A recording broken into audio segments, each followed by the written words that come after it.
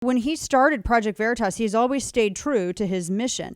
He should be getting Pulitzers. If this was a fair and just world, James O'Keefe would be getting Pulitzer awards for the work he does. He would have already gotten them. But he's not. Because he's wrong-think. I was thinking about this and looking at some of these headlines. Project Veritas, journalists or political spies? This stupid New York Times piece. It's so insane. Political spying? They're trying to say that Project Veritas occupies a gray area between reporting and political spying.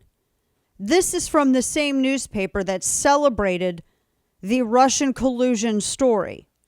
The same newspaper that ran stories fed to it by Fusion GPS. Stories based on discredited Oppo that the FBI was too embarrassed to put their reputations on the line to verify or stand by. And it was fed to reporters, which we know for a fact because FOIA information has shown this, except the names in most of the organizations have been covered in black. And they ran these stories of discredited Oppo.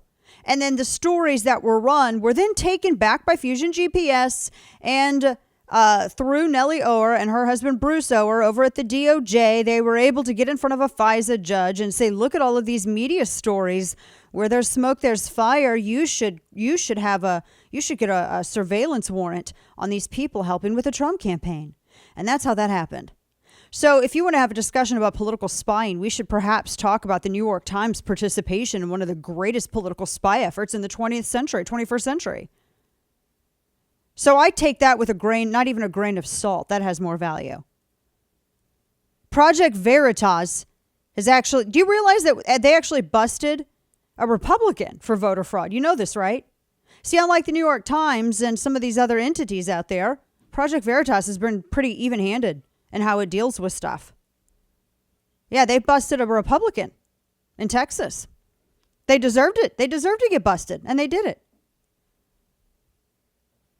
And so they have the audacity to call people. See, they're trying to discredit this.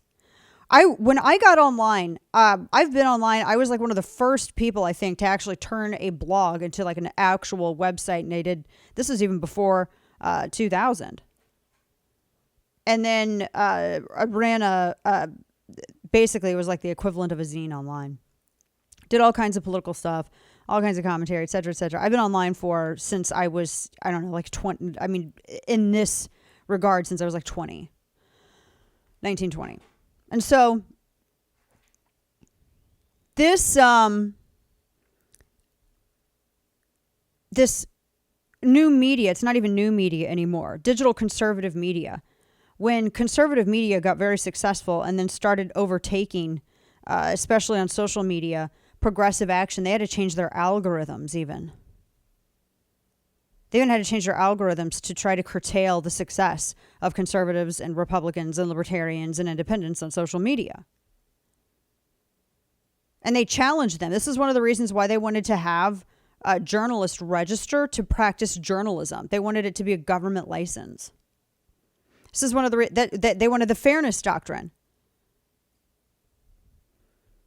They wanted to control everything. This is why I'm so hesitant to regulate social media, because I've lived through this stuff.